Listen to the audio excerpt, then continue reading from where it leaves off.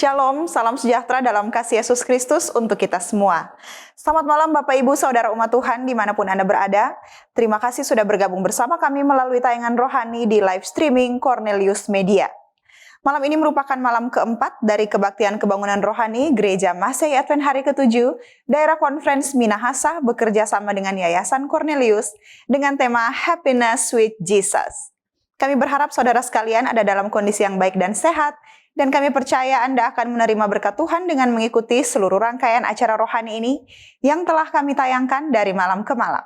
Jika Anda merasa diberkati, mari bagikan atau share berkat rohani ini melalui link YouTube maupun Facebook Cornelius Media kepada teman, sahabat, dan keluarga Anda di mana saja.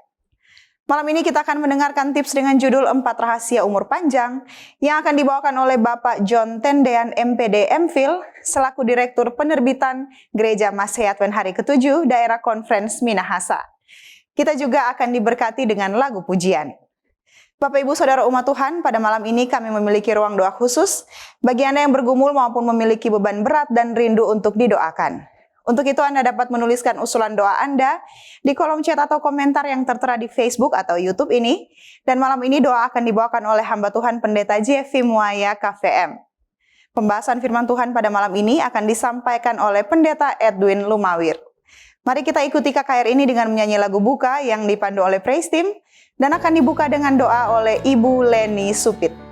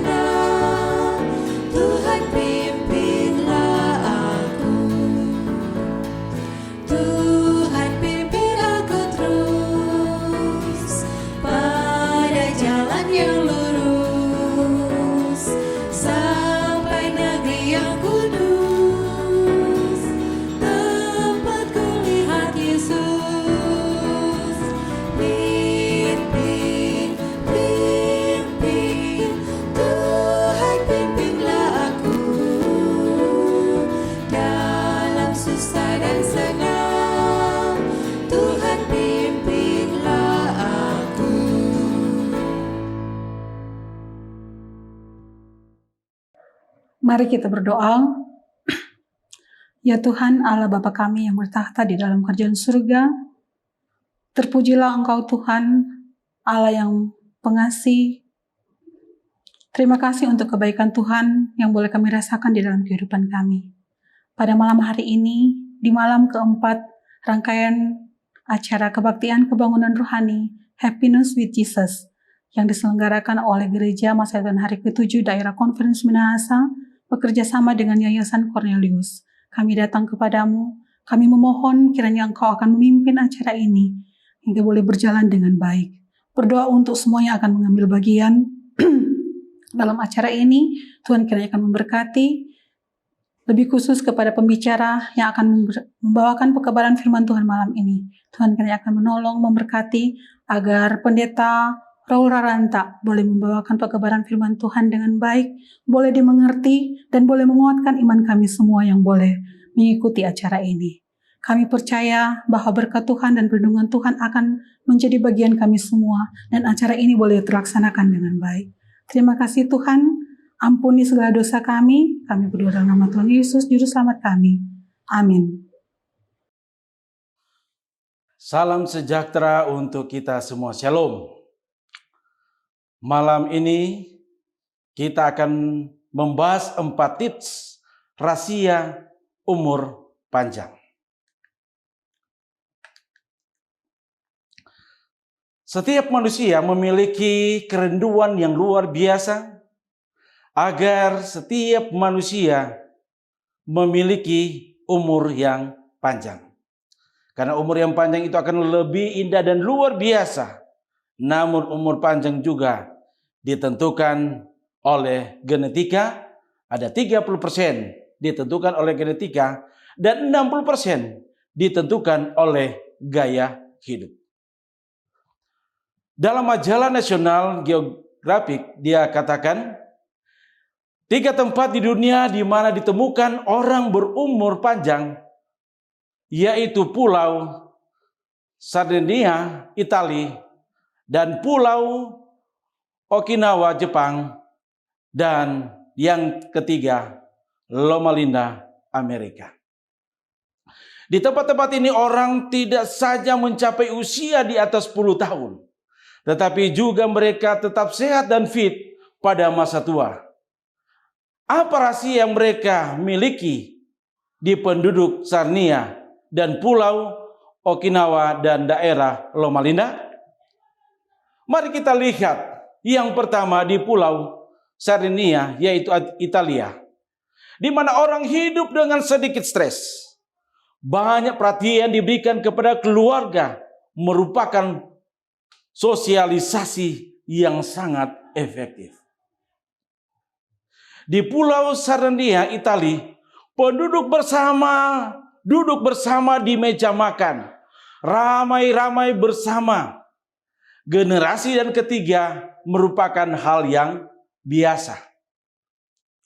Selanjutnya, di Pulau Okinawa, Jepang, ternyata orang Jepang bisa memiliki umur yang panjang oleh karena mereka aktif dalam setiap kegiatan-kegiatan pekerjaan.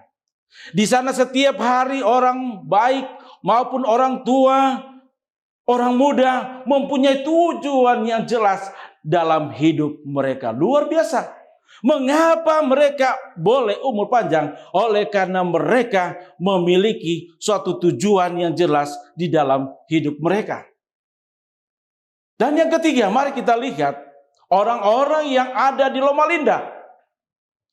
Di sini banyak tinggal penganut Advent hari ke-7. Mereka hidup panjang umur karena kombinasi dari kepercayaan, istiadat pada hari Sabat, dan pola hidup yang mereka terapkan. Mereka memandang hidup mereka sebagai kabar roh dan makan menurut petunjuk Alkitab. Dan juga menerapkan pandangan modern seperti menghindarkan merokok dan alkohol. Banyak juga di antara mereka adalah vegetaris. Mengapa mereka boleh memiliki umur yang panjang? Oleh karena mereka menghindar dari makanan-makanan yang merusak tubuh, yaitu merokok dan alkohol. Dan mereka telah menerapkan pola makan mereka, yaitu vegetaris. Nah, untuk itu, mari kita lihat 4 gaya hidup umur panjang. Yang pertama adalah iman, yang kedua hati yang gembira, dan yang ketiga jangan suka mengeluh, dan yang keempat adalah integritas. Mari kita lihat yang pertama, yaitu iman adalah percaya kepada Allah, meyakini bahwa Ia mencintai kita dan mengetahui apa yang terbaik bagi kita. Dengan demikian, gantinya kita melakukan dengan cara kita sendiri. Kita memilih cara Allah.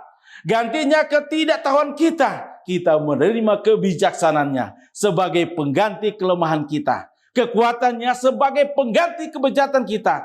Kebajikannya luar biasa. Iman yaitu percaya kepada Allah dan kita meyakini bahwa kita mencintai apa yang baik bagi kita untuk kita lakukan. Hidup kita, diri kita menjadi miliknya. Iman mengakui kepemilikannya dan menerima berkatnya. Kebenaran, keteguhan, kemurnian telah ditunjukkan sebagai rahasia.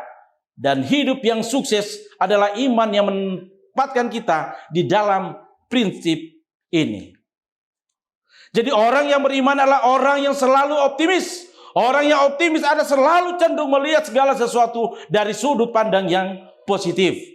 Yang kedua, hati yang gembira. Hati yang gembira adalah obat yang manjur untuk meningkatkan kekebalan tubuh. Pikiran-pikiran menyenangkan dirasakan sebagai pemberi power tenaga maupun pendorong semangat. Hanya dalam tempo 5 menit mengalami perasaan-perasaan yang positif telah menunjukkan meningkatnya 50% dari seluruh komponen sistem kekebalan tubuh dan lain-lain. Alangkah tepatnya tulisan Alkitab dalam Amsal 17:22 dengan isinya, hati yang gembira adalah obat yang manjur, tetapi semangat yang patah mengeringkan tulang. Pikiran jelas merupakan satu faktor penentu dalam memiliki hidup yang sehat. Pertanyaan adalah bagaimana kita dapat mengendalikan pikiran kita agar terbebas dari stres, ketegangan, kecemasan, tidak puas dan rasa bersalah. Lantas memiliki hati yang gembira, ketenangan pikiran terus-menerus dan mencapainya kesehatan yang optimal. Jawabannya adalah melalui Tuhan. Yang ketiga, jangan suka mengeluh. Manusia terlalu suka mengeluh. Orang yang suka mengeluh akan mengakibatkan stres yang berkepanjangan dan akhirnya akan mengganggu kesehatan fisik dan mental. Agar jangan mengeluh, usahakan untuk melihat orang lain lebih sulit daripada Anda. Yang keempat, Amsal 10 ayat 9. Siapa yang bersih kelakuannya, aman jalannya. Tetapi siapa berliku-liku jalannya akan diketahui. Kamus menjelaskan, integritas sebagai keadaan menjadi lengkap merupakan kesatuan. Kalau saya mempunyai integritas, maka kata-kata perbuatan saya akan sesuai. Saya adalah diri saya, tidak peduli di mana saya, bersama siapa saya, yang pasti saya adalah saya. Di Cina kuno, orang memikirkan rasa aman dari kelompok orang barbar dan dari utara, sehingga mereka membangun tembok raksasa. Tembok itu begitu tinggi sehingga mereka yakin tidak ada seorang pun yang dapat memanjat. Tembok itu sangat tebal sehingga tidak ada orang yang dapat menokrat. Sehingga tembok itu usai mereka lakukan santai menikmati rasa aman. Namun pada akhirnya mereka tidak mengetahui, pada akhirnya orang-orang barbar menyewa orang-orang yang penjaga pintu untuk mereka masuk. Sehingga pada akhirnya mereka gambarkan di sini adalah kekuatan dari tembok raksasa. Mereka rupa mengajarkan integritas kepada anak-anak mereka. Kesimpulan yang pertama adalah umur panjang ditentukan oleh genetika, 60% ditentukan oleh gaya hidup.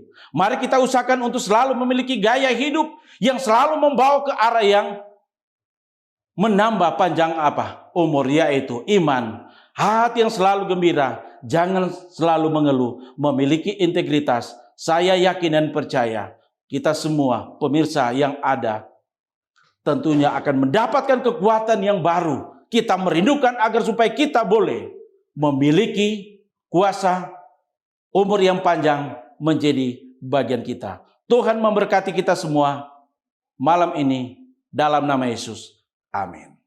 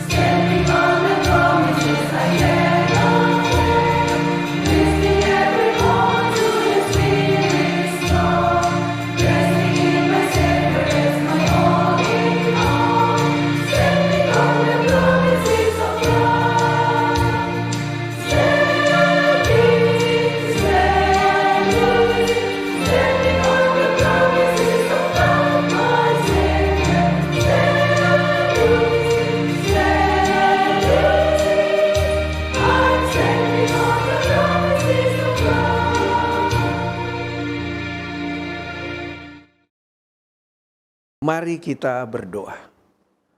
Bapa kami yang berdiam di takhta kemuliaan sorga, kami datang memuji Engkau, meninggikan Engkau, karena kasih-Mu begitu nyata dalam kehidupan kami hingga saat ini. Ampunilah dosa-dosa kami, Bapa.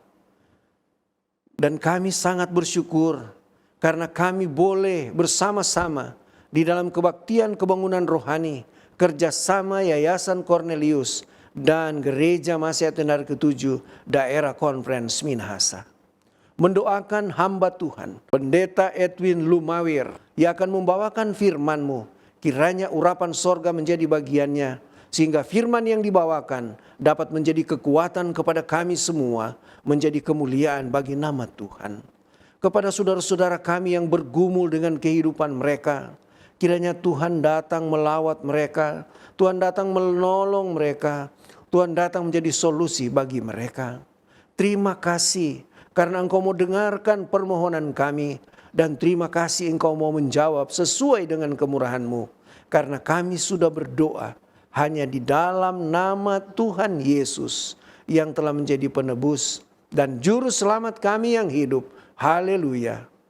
Amin. Terpujilah nama Tuhan, tibalah saatnya bagi kita untuk mendengarkan sabda firman Tuhan yang akan disampaikan oleh Pendeta Edwin Lumawir MTH. Beliau menikah dengan Ibu Selvi Rorim Pandey dan dikaruniai Tuhan 2 orang anak. Pendeta Edwin Lumawir saat ini melayani sebagai Direktur Pelayanan Komunikasi Gereja Masehi Advent Hari ke-7 Daerah Conference Minahasa. Judul firman Tuhan pada malam ini adalah Bahagia dalam Kesetiaan. Kita ikuti lagu tema yang akan dipimpin oleh Praise Team. Happiness is to know the Savior living a life within His favor, having a change in my behavior. Happiness is the Lord. Happiness is a new creation, Jesus and me in close relation, having a part in His salvation. Happiness is the Lord. Real joy is mine, no matter if teardrops start. I found the secret, it's Jesus in my heart. Happiness is to be forgiven, living a life that's worth the living, taking a trip that leads to heaven. Happiness is the Lord. Happiness is the Lord. Happiness is the Lord.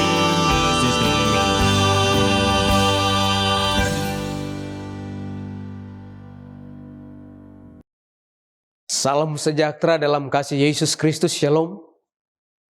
Senang sekali oleh karena malam ini kita lagi boleh bertemu dalam kebaktian kebangunan rohani dari Gereja Masehi Advent Hari ke-7 Daerah Conference Minahasa, bekerja sama dengan Yayasan Cornelius dengan tema Bahagia bersama Yesus. Dan pada malam ini, sebelum kita belajar tentang Yesus, mari kita tunduk kepala dan berdoa. Bapa kami di dalam kerajaan sorga, Allah yang kami panggil dalam nama Yesus Kristus, serta Roh Penghibur sejati agung kami. Kami memuji kebesaran kasih anugerah-Mu, oleh karena malam ini kami lagi boleh bertemu dalam kebaktian kebangunan rohani, bahagia bersama Yesus. Ampuni segala dosa dan pelanggaran kami, sehingga benar-benar kami layak belajar bersama dan mendengar kasih Yesus dan apa yang Ia rindukan dalam kehidupan kami. Dan kiranya Roh Tuhan yang telah mengilhami para penulis Alkitab, Roh yang sama boleh berada di hati kami. Pakailah hamba-Mu yang sederhana itu jadi saluran berkat. Berfirmanlah ya Tuhan, kami siap untuk mendengarkannya. Di dalam nama Yesus, Tuhan dan Juru Selamat kami. Amin. Bahagia bersama Yesus. Di dalam Matius 11 ayatnya yang ke-28, dalam firman Tuhan, marilah kepadaku semua yang letih lesu dan berbeban berat, aku akan memberikan kelegaan kepadamu. Bahagia bersama Yesus oleh karena Yesus memberikan kita kelegaan. Bahkan dalam ayat yang ke-29 dalam Matius 11, pikulah kuk yang kupasang dan belajarlah kepadaku, karena aku lemah lembut dan rendah hati, dan jiwamu akan mendapatkan ketenangan. Benar, bersama dengan Yesus kita akan bahagia. Karena Ia seorang yang lemah lembut, dan jiwa kita akan tenang apabila kita bersama dengan Yesus. Bahkan di dalam Injil Yohanes 15 ayatnya yang keempat. Tinggallah di dalam aku, dan aku di dalam kamu. Sama seperti ranting tidak dapat berbuah dari dirinya sendiri, kalau ia tidak tinggal pada pokok anggur, demikian juga kamu tidak berbuah jikalau kamu tidak tinggal di dalam aku. Bahkan di dalam ayat yang kelima, di pasal yang sama, akulah pokok anggur dan kamulah ranting-rantingnya. Barang siapa tinggal di dalam aku dan aku di dalam dia, ia berbuah banyak. Sebab di luar aku, kamu tidak dapat berbuat apa-apa. Bersama Yesus, berjalan bersama Yesus, maka kita akan merasakan kebahagiaan. Dan malam ini topik yang kita akan pelajari adalah bahagia dalam kesetiaan. Saya bangga oleh karena saya dilahirkan di negara Republik Indonesia atau Negara Kesatuan Republik Indonesia. Dari kecil saya sudah tahu lambang dari negara Indonesia adalah burung Garuda. Saya bangga dengan lambang ini. Bahkan sejak kecil saya sudah tahu tentang bendera Negara Kesatuan Republik Indonesia adalah merah putih. Wah, saya bangga kalau perayaan-perayaan kemerdekaan di depan rumah saya ada bendera merah putih. Dan bendera merah putih adalah lambang ataupun bendera dari Negara Kesatuan Republik Indonesia dan burung Garuda. Dan itu menjadi kebanggaan saya. Menjadi kebanggaan saya. Saya bisa kemana-mana, saya bisa membawa identitas saya, bahwa saya ini orang Indonesia dengan bendera merah putih. Ada satu tanda yang lebih daripada tanda manapun di dunia ini. Itulah sebabnya tanda itu disebut maha tanda. Bahagia dalam kesetiaan apabila kita berada di dalam bendera Allah. Atau kita berada di dalam panji Allah. Apakah itu? Tanda menunjukkan bahwa kita adalah milik Allah. Tanda bahwa kita ini bersama dengan Yesus dalam perjalanan hidup di dunia ini. Mari kita lihat di dalam Yeskiel 20 ayat 12 dan ayatnya yang ke-20. Firman Tuhan berkata, hari-hari Sabatku juga kuberikan kepada mereka menjadi peringatan di antara aku dan mereka, supaya mereka mengetahui bahwa akulah Tuhan yang menguduskan mereka. Di sini berbicara tentang hari Sabat Tuhan, lalu menjadi peringatan. Kata peringatan ini dalam bahasa asli, bahasa Ibrani adalah out, atau tanda atau bendera. Jadi Yeskiel 20 ayat 12 berkata bahwa Sabat adalah bendera Allah. Sabat adalah tanda Allah. Di dalam ayatnya yang ke-20, dalam Yeskiel pasalnya yang ke-20, kuduskanlah hari-hari Sabatku, sehingga itu menjadi peringatan di antara aku dan kamu, supaya orang mengetahui akulah Tuhan Allahmu. Kata peringatan ini, bahasa asli dalam bahasa Ibrani adalah out, yaitu tanda atau bendera. Jadi jelas sekali firman Tuhan berkata bahwa bendera Allah, tanda Allah adalah hari Sabat. Jadi orang-orang yang berjalan bersama dengan Yesus, mereka yang menguduskan hari Sabat Tuhan. Jadi kalau kita merayakan hari Sabat yang Tuhan telah berkati dan kuduskan, kita sementara membawa bendera Allah dan menyatakan bahwa kita ini adalah milik Allah. Jadi hari Sabat adalah tanda atau bendera Allah. Mari kita lihat pengertian hari Sabat. Dalam kamus Alkitab ini, Lembaga Alkitab Indonesia tahun 2006 halaman 325. Kalau saudara-saudaraku yang kami kasihi dalam Yesus Kristus membuka Alkitab, cetakan Lembaga Alkitab Indonesia, di sana ada penjelasan tentang hari Sabat. Hari Sabat adalah hari ketujuh, hari istirahat untuk orang-orang Israel berdasarkan Keluaran 20 ayat 8 sampai ayatnya yang ke-11. Juga disebut sebagai tanda perjanjian Allah. Kenapa harus hari Sabat menjadi bendera Allah? Tanda bahwa kita ini adalah milik Allah. Ada apa dengan hari Sabat? Apa keistimewaan hari Sabat dibandingkan dengan hari-hari yang lain? Mari kita lihat dalam Kejadian pasal 1 ayat yang pertama. Pada mulanya Allah menciptakan langit dan bumi. Bumi belum berbentuk dan kosong, gelap gulita, menutupi samudera raya, dan Roh Allah melayang-layang di atas permukaan air. Dalam Kejadian 1 ayatnya yang keempat. Hari pertama Allah menciptakan terang dan Tuhan berkata, Allah melihat terang itu baik. Dari hari kedua, Allah menciptakan cakrawala. Dan dikatakan dalam Kejadian 1:12, Allah melihat bahwa semuanya itu baik. Hari ketiga Allah memisahkan darat dan laut dan menumbuhkan tunas-tunas muda. Dan dikatakan juga baik oleh Allah. Pada hari keempat dalam Kejadian 1 ayat yang ke-18. Itu mengatakan bahwa setelah Allah menciptakan benda-benda penerang, Allah melihat semuanya itu baik. Dalam Kejadian 1 ayat 18. Itu adalah hari yang keempat. Hari yang kelima, Allah menciptakan burung-burung bertebarangan cakrawala. Tuhan menciptakan ikan-ikan di air.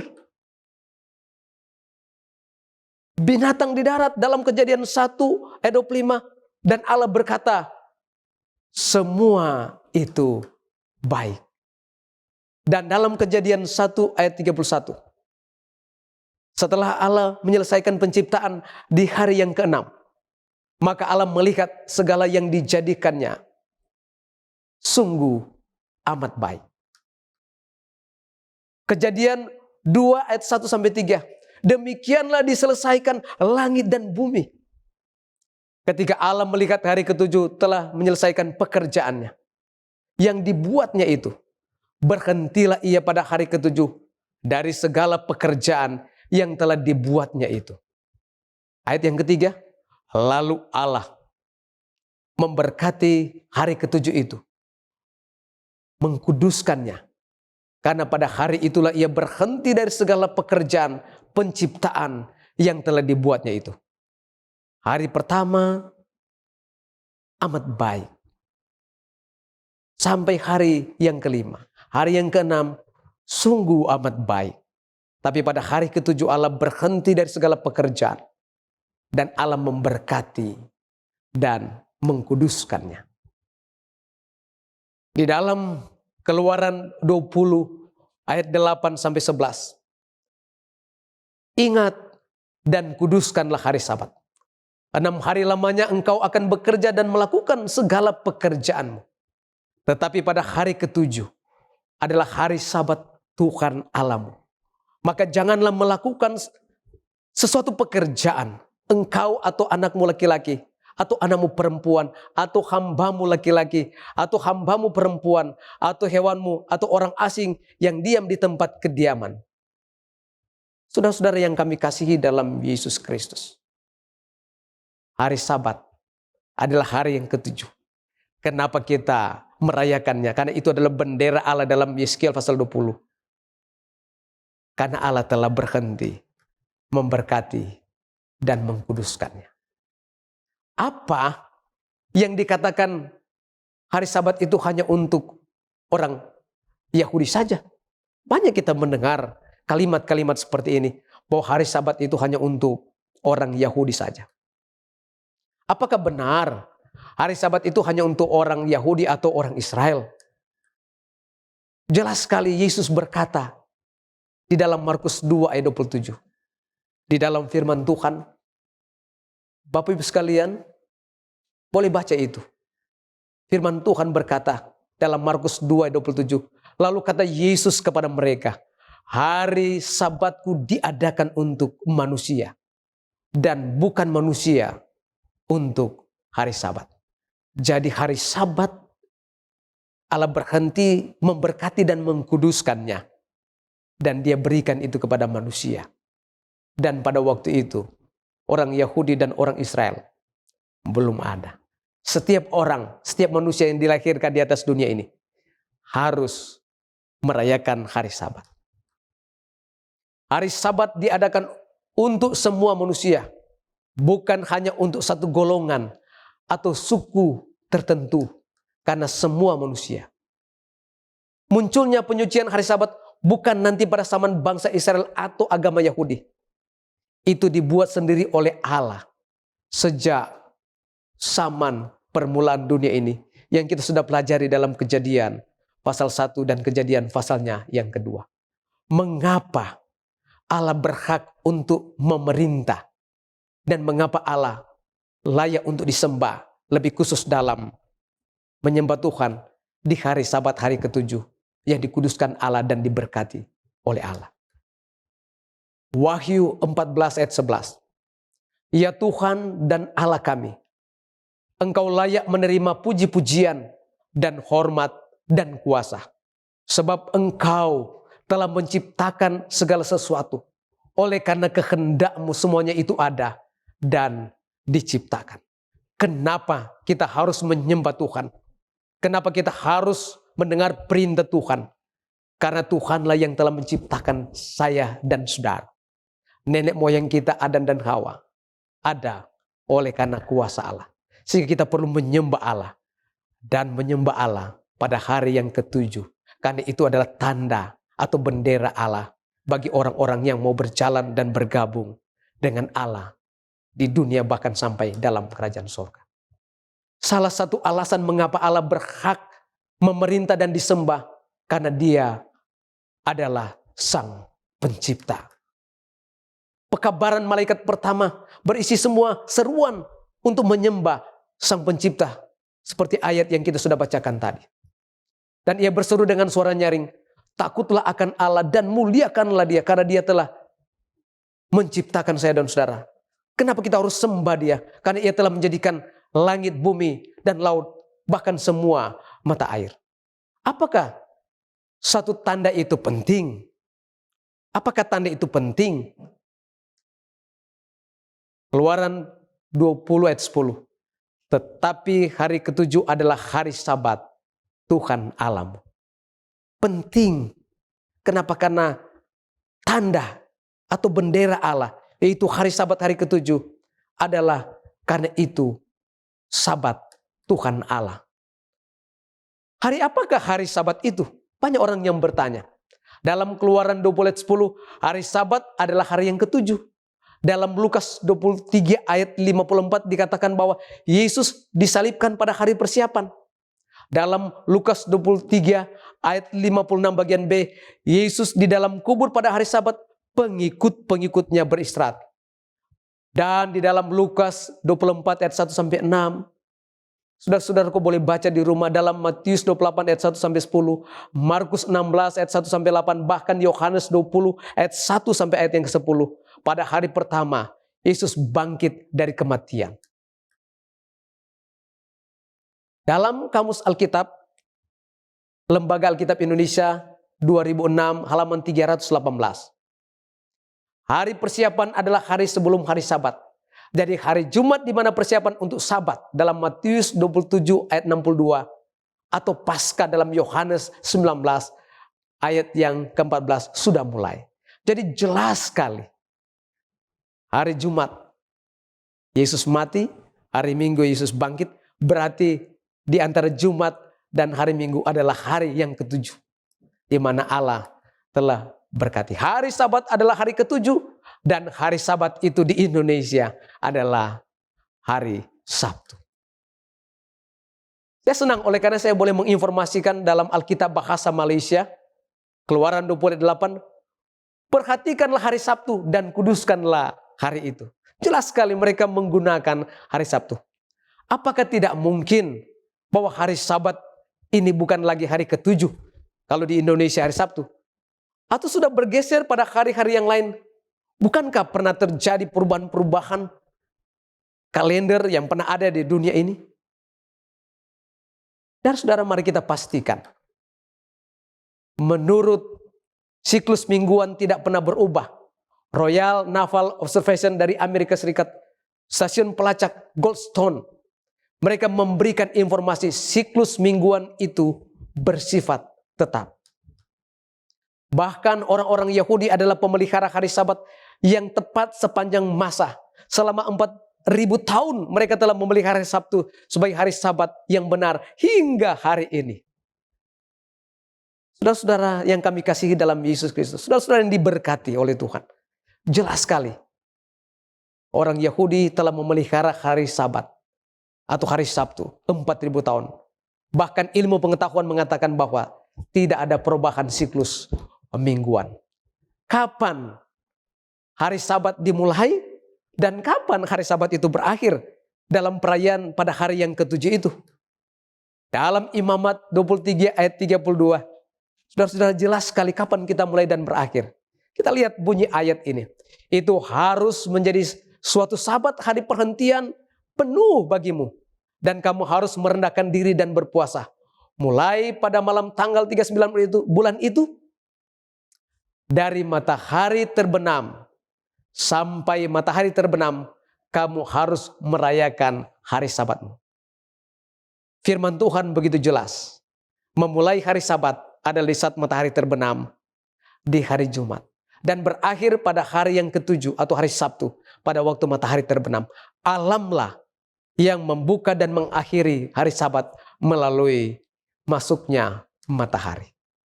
Hari Sabat itu harus dikhususkan, harus dikuduskan bagi Allah selama 1 kali 24 jam dari matahari terbenam sampai matahari terbenam.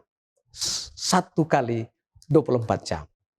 Keluaran 29, 6 hari lamanya engkau bekerja dan melakukan segala pekerjaanmu. Bagaimana cara mengkuduskan hari Sabat untuk Tuhan? Apa yang harus kita lakukan pada waktu matahari terbenam sampai matahari masuk di hari yang ke-7 atau hari Sabtu? Apa yang harus kita lakukan selama hari yang spesial ini? Dalam Keluaran 20 ayat 9 dan 10, tapi hari ke-7 adalah hari Sabat Tuhan Allahmu, maka jangan melakukan satu pekerjaan.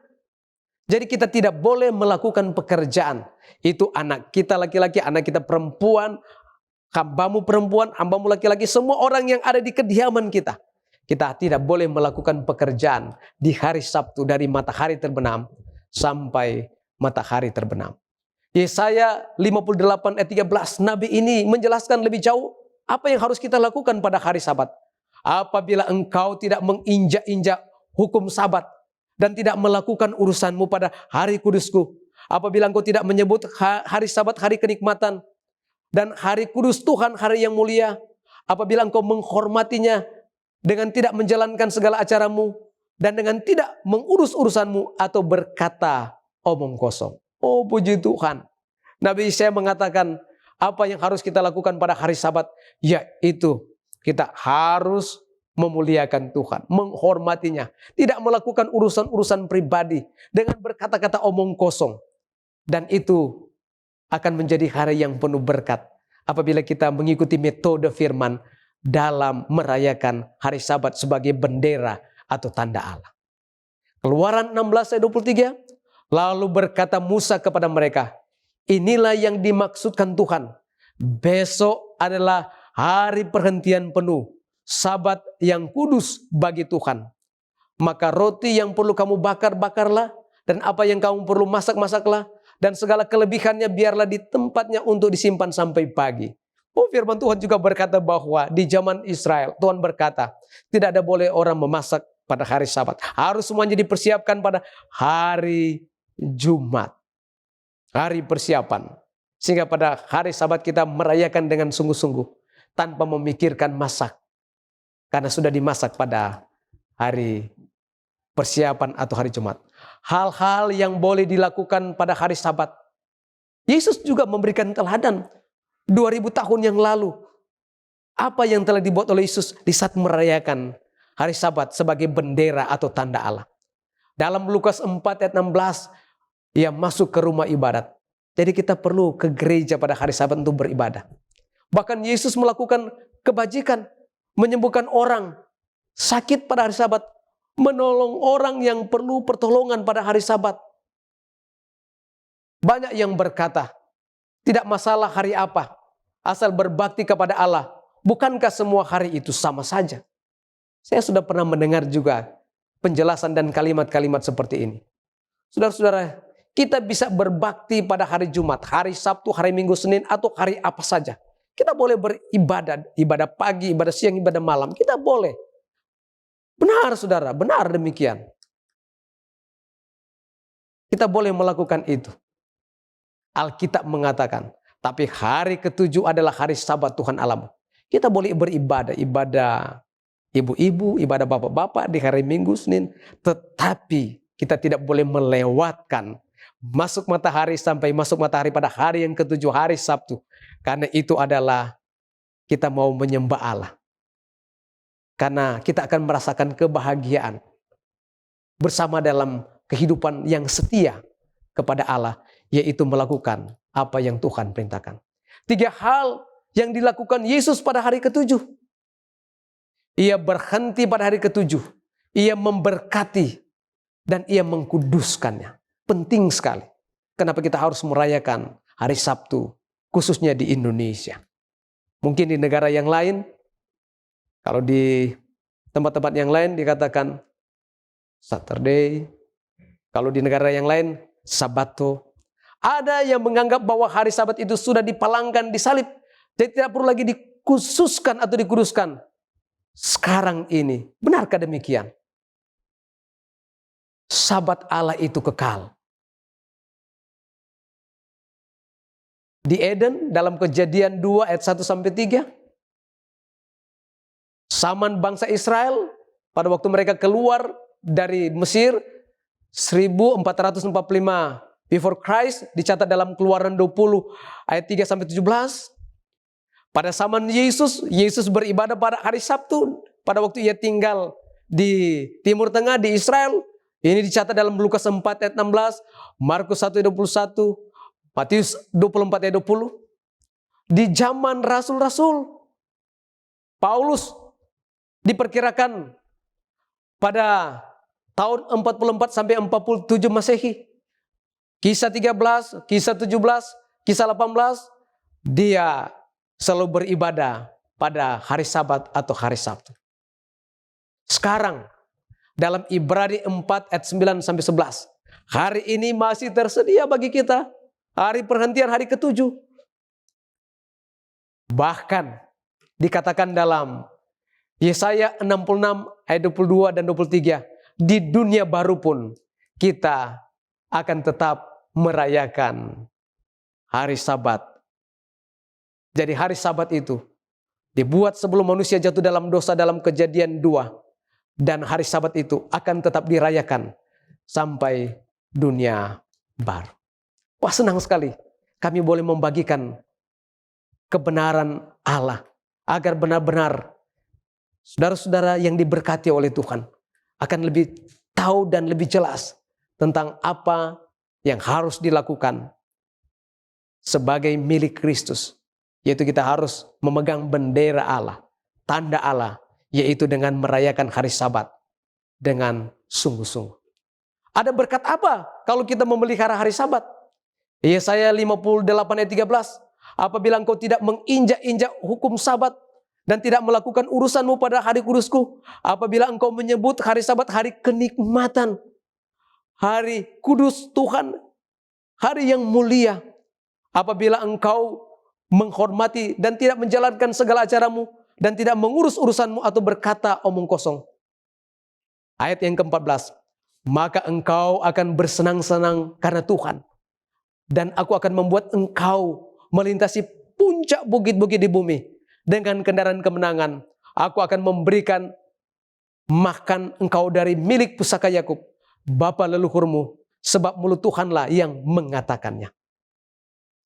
Yesaya berkata, kalau kita menikmati hari Sabat, menikmati berkat dan kekudusan dari masuk matahari sampai masuk matahari di hari yang ke-7 hari Sabtu, maka kita akan diberkati dengan berkat-berkat yang Ia telah janjikan kepada Yakub, kepada Abraham, kepada Ishak.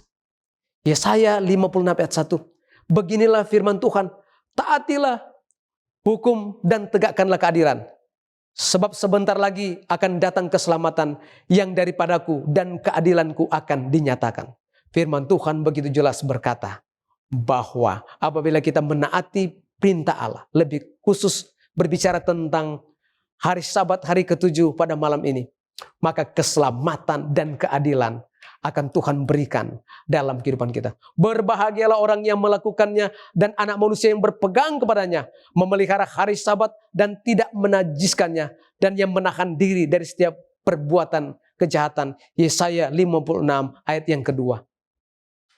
Yesaya 56 ayat 4. Sebab beginilah firman Tuhan kepada orang-orang kebiri yang memelihara hari-hari Sabatku, dan yang memilih apa yang kuhendaki, dan yang berpegang kepada perjanjianku. Wah, bukan main, ini janji Tuhan. Kepada mereka akan kuberikan dalam rumahku dan lingkungan tembok-tembok kediamanku satu tanda peringatan dan nama. Itu lebih baik daripada anak-anak lelaki dan perempuan. Suatu nama abadi yang tidak akan lenyap akan kuberikan kepada mereka. Janji apabila kita menyucikan dan merayakan hari Sabat, kita akan memiliki keabadian yang Yesus janjikan apabila Ia datang untuk menjemput saya dan saudara-saudara.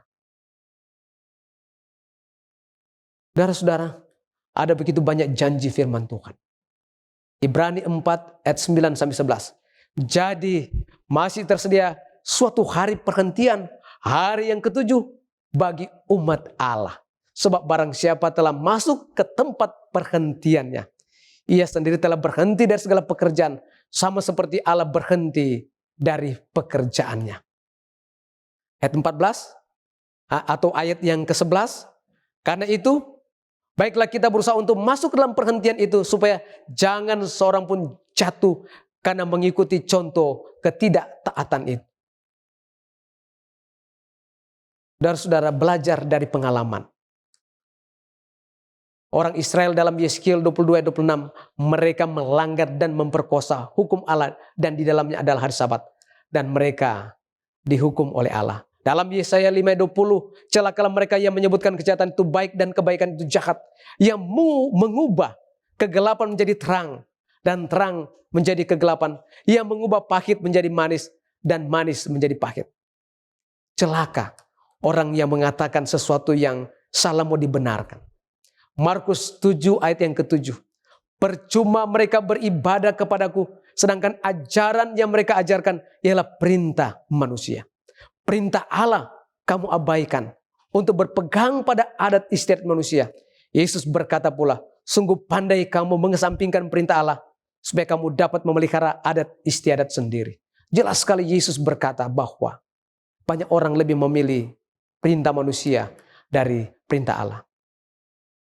Apakah alasan utama yang mendorong untuk ingat dan kuduskan hari Sabat? Yohanes 14 ayat 15. Jikalau kamu mengasihi aku, kamu akan menuruti segala perintahku. Bahagia bersama Yesus. Dan bahagia dalam kesetiaan melalui bendera Allah atau tanda Allah. Saudara-saudara yang diberkati oleh Tuhan, buat pilihan. Renungkan firman ini. dan pastikan Anda berada di pihak Allah, berada di barisan Allah, berada di bendera Allah, yaitu kita merayakan hari Sabat di hari yang ketujuh di Indonesia ini, hari Sabtu sampai matahari terbenam. Tuhan memberkati saudara-saudaraku yang kami kasihi dalam Yesus Kristus. Adalah doa dan harapan kami. Amin. Mari kita berdoa. Bapa kami di dalam kerajaan sorga, bahagia bersama Yesus. Karena Yesus lemah lembut, penuh kasih. Dan kerinduan Yesus pada malam ini adalah berada dalam barisan bendera Allah. Berada dalam tanda Allah, yaitu merayakan hari yang Tuhan telah berkati dan kuduskan. Menikmati dari matahari terbenam sampai matahari terbenam di hari yang ketujuh atau di hari Sabtu. Tuhan, kalau masih memiliki pandangan yang salah tentang tanda dan bendera Allah ini, kiranya Tuhan ampuni kami. Dan kiranya penjelasan firman Tuhan ini akan membawa pola pikir yang baru kepada mereka yang mendengarkan pekabaran malam ini. Dan kerinduan kami, malam ini sebelum Anda tidur, buatlah keputusan untuk mengikut Yesus. Berjalan bersama Yesus. Dan kiranya saudara-saudaraku diberkati oleh Tuhan. Yang sakit Tuhan sembuhkan. Yang lemah iman Tuhan berikan kekuatan. Yang memiliki masalah Tuhan berikan jalan keluar. Dan dalam pergumulan Tuhan berikan kemenangan. Sehingga mereka boleh melihat kuasa dan mujizat Tuhan.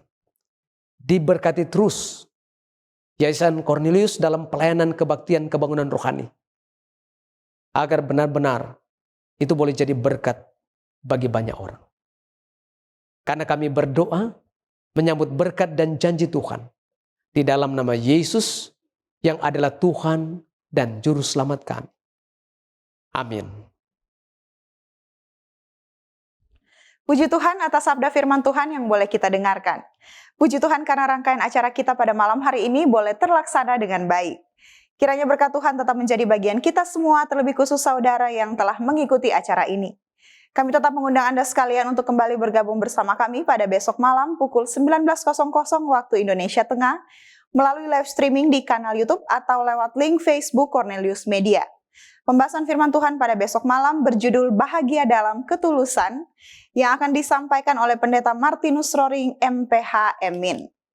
Terima kasih untuk kebersamaan kita pada malam hari ini. Akhir kata saya mewakili panitia dan kru yang bertugas mengucapkan selamat malam. Tuhan Yesus memberkati kita semua. Sampai jumpa besok malam. Shalom.